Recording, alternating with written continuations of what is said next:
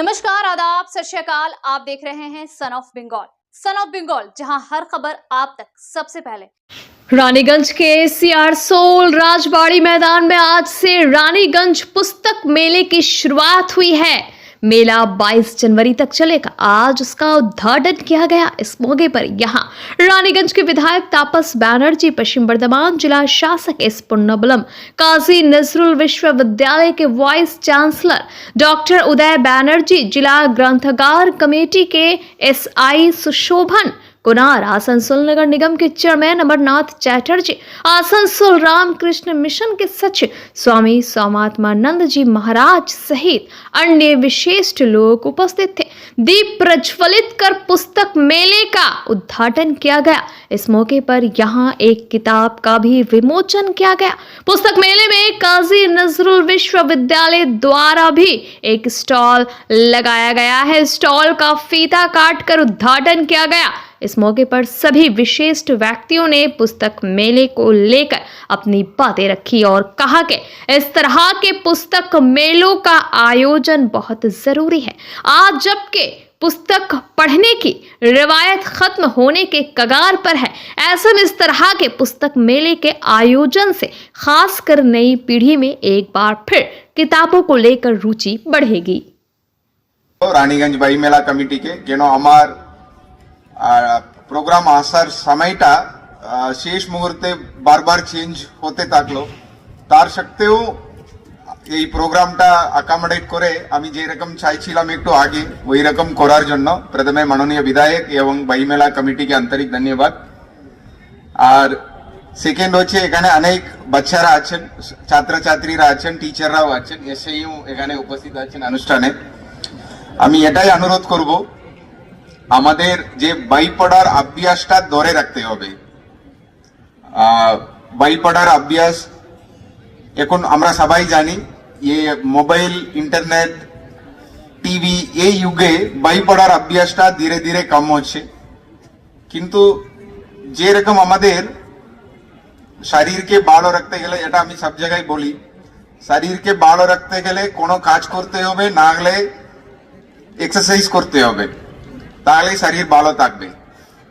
সে মতো আপনার মন ভালো থাকতে গেলে, মনকে শক্ত করতে গেলে বই পড়ার ছাড়া আর কোনো বিকল্প নেই।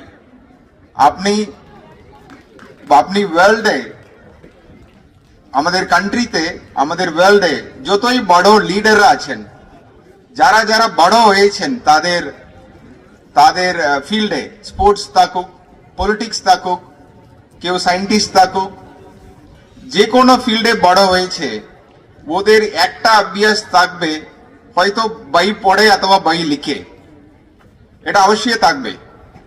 সো মতলব আমাদেরকে এটাই আমি অনুরোধ করব, বই ভালো বন্ধু বলে সবাই। সো আমাদের বাচ্চাদেরকে এই বই পড়ার অভ্যাসটা মতলব ওদেরকে উৎসাহিত করতে হবে। আর 22 তারিখ অবধি চলবে এই বই মেলা। আমি বই মেলা কমিটিকে আন্তরিক অভিনন্দন। আর রানীগঞ্জের সকলে এখানে আসবেন, বই মেলাকে দেখবেন আর বাচ্চাদেরকে বই পড়ার অভ্যাসটা তৈরি করুন। আমি সকলকে ধন্যবাদ।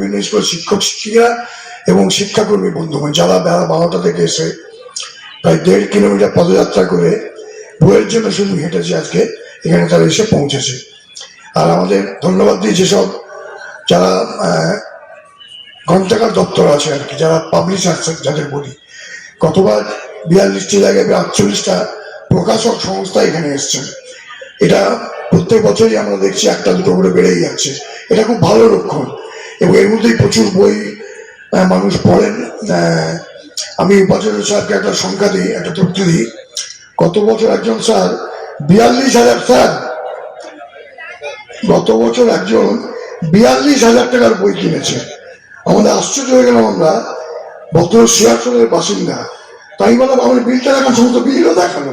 তখন তাকে একটা ফুলবের কথা দিলাম যে ভাই আপনি এত সুন্দর কাজ করেছেন, এতখানি ইন্সপায়ারিং। ওর মা বলছে দেখুন খালি বই কেনে, খালি বই কেনে। আমি ভালো অভ্যাস নষ্ট করবেন না। আর আমি মনে করি যে আমরা যে জীবনে সম্পদ অর্জন করি একদিন চলে যেতে পারে, এই শরীর চলে যেতে পারে, বন্ধু বান্ধব কোনো না কোনোদিন চলে যেতে পারে ভুল বুঝে, কিন্তু বইয়ের মধ্যে যে আমি আত্মস্থ হবো সে কিন্তু আমার কোনোদিন ছেড়ে যাবে না। আমার শেষ 2 বছর আমার সঙ্গে থাকবে। তাই যেটুকু পড়বেন সেটুকু শিখবেন, সেটুকু জানবেন, সেটুকু আপনার সঙ্গে থাকবে। যাই হোক, যারা এসছেন, মহারাজজি, পিসি সাহেব, ডিএম সাহেব, অমর চ্যাটার্জি, যে বই মেলাটা আরো সুন্দরভাবে, আরো বিস্তৃতভাবে হোক। স্যার কতগুলো কথা বললেন, বুদ্ধি শুদ্ধি, বুদ্ধি তো করতেই হবে, বই পড়া হবে।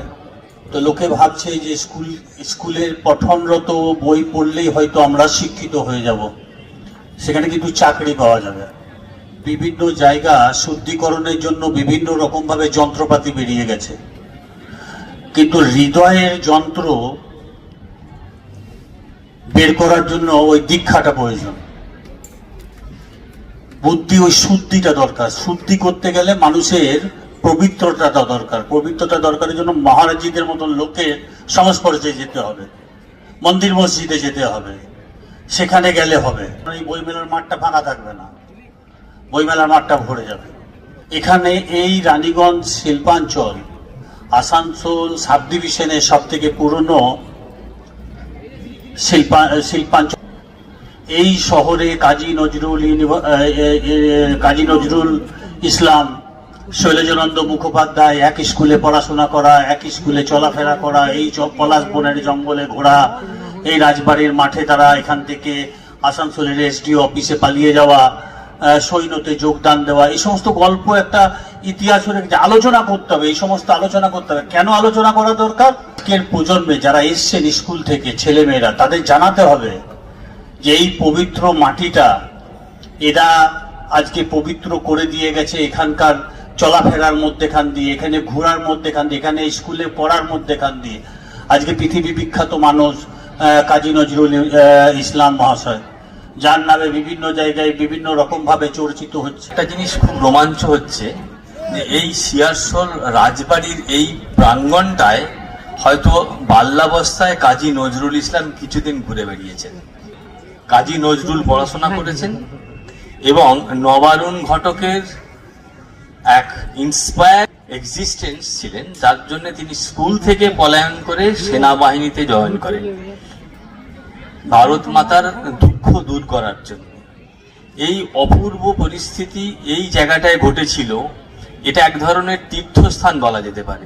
এই প্রত্যেকটা অঙ্গ প্রত্যঙ্গ আমার কাছে মনে হয় এই জায়গার আমার কাছে খুব পবিত্র, আরো পবিত্র, কারণ আমি যে বিশ্ববিদ্যালয়ের উপাচার্য নামধারী হিসেবে এখন পরিচিত, সেটা সেই মহামান্য কাজী নজরুলের নামে।